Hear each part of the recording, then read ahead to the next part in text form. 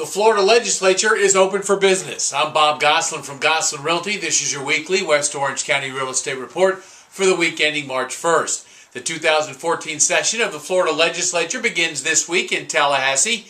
As always, a jam-packed agenda for our elected officials. And while real estate won't kick medical marijuana or gambling from the front pages, there are issues on the table. Number one on the Florida Realtors hit parade, phasing down the state sales tax on commercial leases. Florida remains the only state in the nation that still collects tax on commercial rent. Companion bills have been introduced in the House and Senate that, if passed, would knock the tax for business tenants down 1% to 5% on their monthly lease. Governor Scott has indicated that he would sign this measure.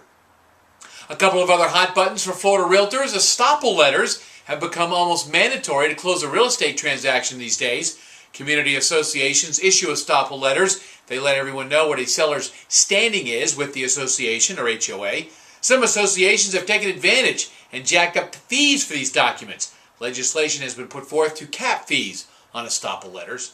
And Florida realtors and other housing groups have asked the legislature to use the part of dock stamp taxes that is supposed to go towards affordable housing, In recent years, the legislature has taken that money and funded issues that have nothing to do with real estate. The legislative session opens March 3rd and is scheduled to end on May 9th. Taking a look at what sold last week in West Orange, these numbers are provided by the Mid-Florida Regional MLS, and we include the communities of Ocoee, Winter Garden, Oakland, Gotha, and Windermere. A huge final week in February as 41 single-family homes were sold. That's more than one-third of all sales last month. Top price paid, $1.5 million for a 6,000 square foot home in Bellaria. Only 11 homes sold for $250,000 or less. 14 homes sold at list price or higher. 48 new listings on the market. 14 listed at $250,000. 2 listed under $100,000. 42 new contracts were signed.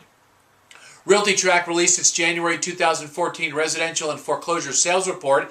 It finds that institutional investors, firms that buy at least 10 properties per year, accounted for just over 5% of all U.S. residential sales in January, down 8% from January of 2013. The report also finds that short sales and foreclosures accounted for 17% of all U.S. residential sales in January, also down from a year ago.